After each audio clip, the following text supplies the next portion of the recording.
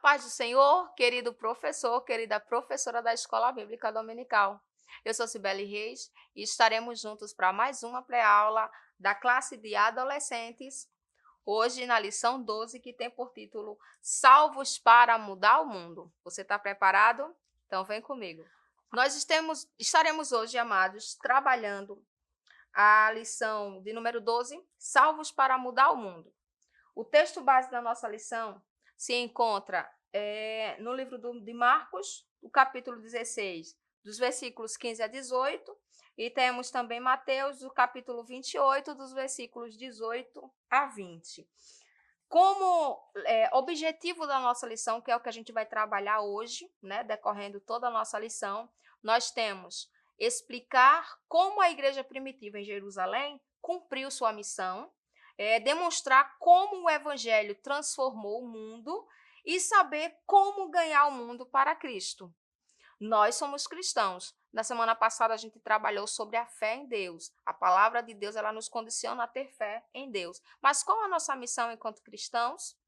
O que é que a gente está fazendo hoje para cumprir essa nossa missão? Bom, essa pode ser uma das primeiras questões que você pode estar fazendo para o seu adolescente, né? E também dentro da sua turma ali, já separar, pode criar até algum cartaz ou alguma dinâmica, né, para deixar exposto assim na sala e estar apresentando para esses adolescentes em formato de pergunta mesmo, tá? E aí, como sugestão, até na nossa lição tem no Ei Professor, só que aí eles destinam essas perguntas para nós, mas aí a gente está aproveitando essas perguntas e destinar também para o nosso estudo, para o nosso aluno, né, para o nosso adolescente. E aí ele trata assim, você já sabe qual é a sua missão? Qual é a missão que Deus estabeleceu para você, para a sua vida nesse mundo?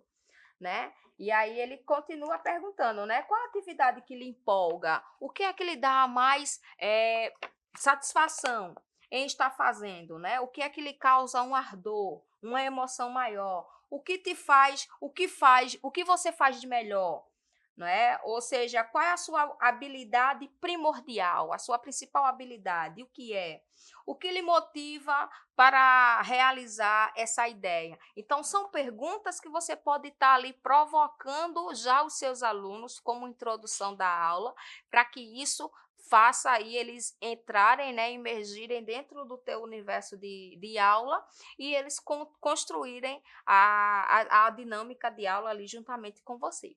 Né? Então, tendo todos esses questionamentos, todas essas perguntinhas aí para introduzir o nosso assunto, a gente já inicia, de fato, com o texto base, o texto áureo, né?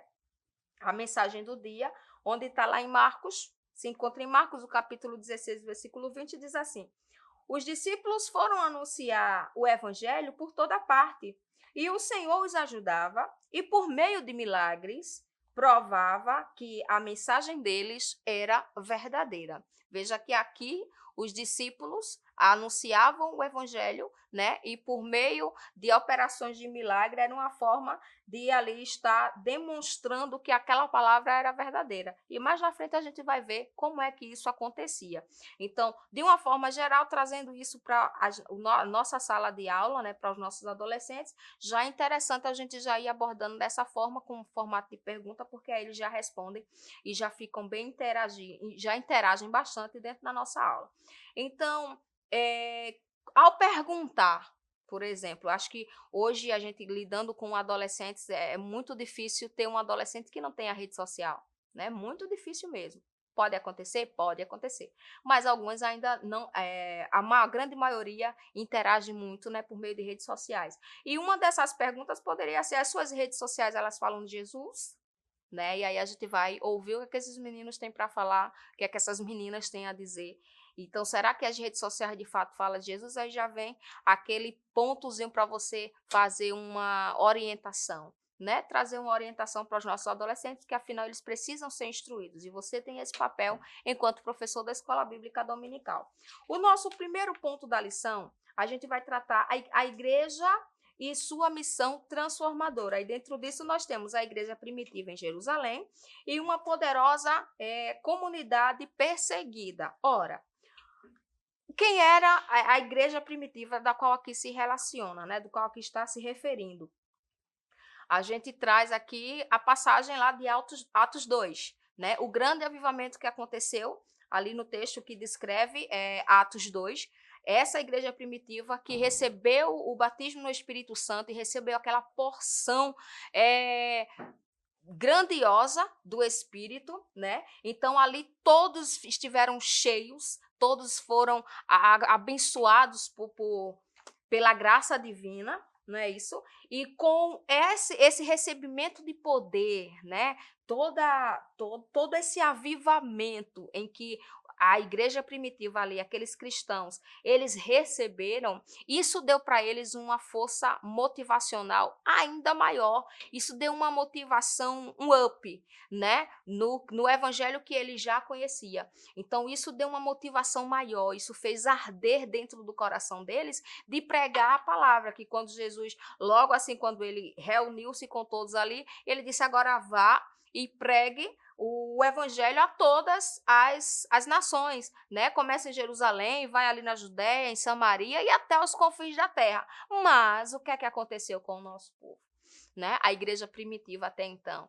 Eles começaram e foram evangelizando e foram pregando e mostrando Jesus e dizendo que as operações de milagres e maravilhas que Jesus ele fazia ali no meio do seu povo, não é? E com isso muitas almas foram se convertendo, muitas pessoas foram aderindo o reino de Deus, foram entrando e aceitando o evangelho, muitos cristãos, e a palavra de Deus ela foi se propagando. Sobretudo, eles estavam apenas em Jerusalém, né? E aí é onde entra o ponto 2 da lição, que ele fala assim, uma poderosa comunidade perseguida. Aí é onde entra a questãozinha já das perseguições, onde os cristãos, eles se propagavam muito rapidamente, então isso acabou despertando ali, né, algumas lideranças religiosas da época, e disse, não, esse pessoal está propagando muito, e como a gente bem sabe, eles não acreditavam e não aceitavam, né, o Jesus como Cristo, como Salvador, como Messias, e acabou perseguindo todo o povo. Porém, a gente vai ver, até já fazendo um link, né, com o terceiro ponto aqui, que é saindo da zona de conforto, é meio que Jesus, até a lição ela direciona isso para a gente, é meio que Deus, ele começou a confrontar o povo ali para tirá-los da zona de conforto, porque qual foi a missão que Jesus tinha dado para cada um ali? E pregar até os confins da terra, e eles estavam somente naquela localidade ali, né, em Jerusalém. Então, dessa forma, o evangelho ele começou, os cristãos eles começaram a ser perseguidos. Quem não lembra do nosso irmão Saulo, né? Até então usava o nome de Saulo, depois que passou a usar o nome Paulo. Mas quem não lembra dele e as suas grandes perseguições, né? Contra os cristãos. Então, de uma certa forma, é como se Deus ele tivesse provocado tudo isso para que o povo de fato sentisse o peso da responsabilidade do que era a missão que tinha sido dada para eles, para que eles pudessem ir pelo mundo, né? Para que eles pudessem propagar, para que eles pudessem se espalhar. E graças a Deus esse evangelho chegou até nós. Então, muitas vezes, trazendo um pouquinho para a nossa vida hoje, muitas vezes a gente esquece qual é a missão que a gente tem e se acomoda no nosso cantinho, na nossa zona de conforto. Ah, mas eu vou pregar só aqui, eu vou estar somente aqui. Os nossos adolescentes hoje têm que ser, de fato, estimulados, orientados, né, a estarem cumprindo a sua missão, assim como a igreja primitiva. E isso tudo acontecia enquanto a chama do evangelho queimava nos corações daqueles irmãos, né? Ainda por conta do avivamento que houve lá descrito no Atos, no capítulo 2, né? Então, e a gente observa com isso que para que a gente faça, que a gente cumpra a nossa missão, a gente precisa de fato de uma motivação. E essa motivação é quem? É estar em Deus. É buscar a Deus, é estar. Quanto mais a gente se aproxima de Deus, mais a gente consegue viver a essência divina, sabe? Viver o grande evangelho, conhecer cada dia mais de Deus. Como o profeta Oséias já falava, né, que conheçamos e prossigamos em conhecer o Senhor. Então, quanto mais a gente se aproxima de Deus, mais forte a gente fica, com mais vontade vontade de ser missionários do Senhor, a gente fica, e tudo isso diz para a gente da nossa fé, que foi também algo tratado na lição anterior, né? De quanto a nossa fé em Deus ela é importante, a importância de nós termos a fé e desenvolvermos essa fé. Quanto mais chegamos próximos de Deus, mais nós conseguimos conhecer a essência de Deus e com isso nós conseguimos fazer e cumprir a missão a qual nós fomos destinados. No segundo ponto, nós temos vivendo um mundo melhor. E com isso a gente vai discorrendo pela Bíblia e a gente vê que à medida que os irmãos, eles iam pregando o evangelho ali pelas suas redondezas, pelas suas regiões, se conseguia observar que eles viviam de fato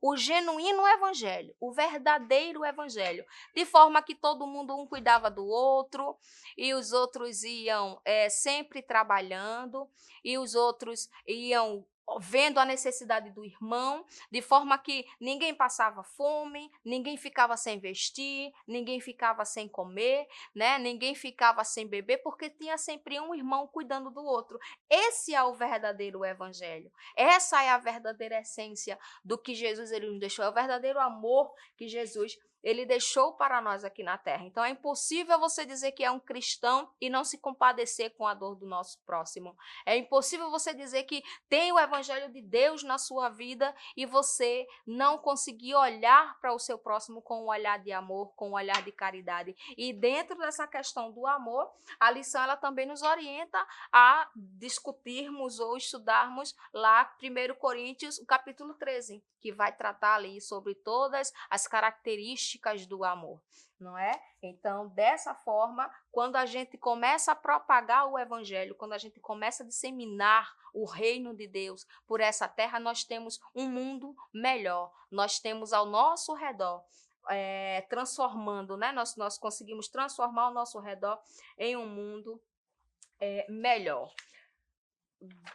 E aí a gente tem, por último, deixe-me só conferir, nós temos isso caindo na simpatia do povo, que é o segundo subtópico do item 2, né? Então, quando a gente transforma o mundo ao nosso redor, a gente consegue a simpatia de todos, a graça, né, do povo, como está lá descrito também em Atos 2:47. E com isso, ganhando o mundo para Cristo. Então, quando a gente sai da nossa zona de conforto, que a gente vai evangelizando o mundo e a gente vai ganhando o mundo para Cristo, nós propagamos cada vez mais o evangelho, a gente divulga cada vez mais a palavra de Deus para esse mundo e cada vez mais vidas são alcançadas, não é? E a nossa felicidade é que nós temos aí um exemplo disso, até a lição traz o destaque aqui para no início, né, o nosso país, em nosso país a mensagem do evangelho, como pregada na igreja primitiva, chegou no início do século XX, com o envio de 2 missionários suecos, Gunnar Wigren e Daniel Berg. Hoje, mais de 100 anos após, continuamos pregando que Jesus salva, cura, batiza no Espírito Santo e em breve ele voltará. Então, o tempo passa, as ideologias são alteradas, os homens se corrompem, mas o Evangelho de Deus, o que é que acontece? Continua o mesmo, pois no Senhor, não há mudança nem sombra de variação. A gente consegue confirmar essa palavra lá em Tiago, o capítulo 1, versículo 17. Então, a palavra de Deus ela é imutável. A nossa fé em Deus ela tem que ser fervorosa, tem que ser certeira, porque nós somos filhos de Deus. A nossa fé em Deus tem que estar depositada, de fato, com muita verdade, a partir da palavra de Deus, né? Porque a fé, ela vem pelo ouvir a palavra de Deus, e uma vez que nós temos essa fé em Deus, nós recebemos a mensagem, ou nós recebemos a missão, nós recebemos a missão de propagarmos esse evangelho aonde quer que estejamos, e com isso a nossa fé também ela vai propagando o reino de Deus para alcançar mais e mais vidas. E com isso a gente só agradece, né? Porque enviaram esses 2 pioneiros do evangelismo, da obra missionária, né? Gunnar Wigner, Daniel Berg, nós hoje somos agradecidos, mas seja você também um propulsor da palavra de Deus, que dissemina o evangelho por onde você passa, na tua vida, na tua casa, no teu trabalho, na tua família, na tua escola, onde quer que você esteja, que seja você um divulgador da palavra de Deus. Para concluir, a gente tem a igreja primitiva em Jerusalém, ela mudou as estruturas do mundo pela força transformadora da mensagem do evangelho. E nós também, que compomos a igreja do século XXI, somos chamados por Deus para cumprir a nossa missão de ganhar o mundo para Deus. As multidões estão com sede de salvação e você pode fazer a diferença. Fale de Jesus para os seus amigos, fale de Jesus para os seus vizinhos, fale de Jesus para a sua família. Seja você uma testemunha de Cristo onde você estiver. Amém? Que Deus nos ajude, que Deus nos abençoe. Que o conhecimento é capaz de mudar a vida de quem lê, a gente já sabe. E que livro você pode comprar em qualquer livraria.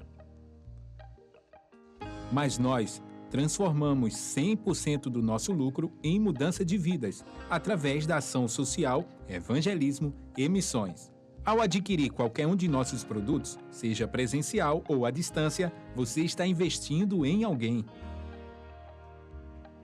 Na próxima vez que você for comprar livros ou artigos evangélicos, não vá em qualquer lugar. Vá na Livraria Arca Missionária. Uma nova história começa quando você compra aqui.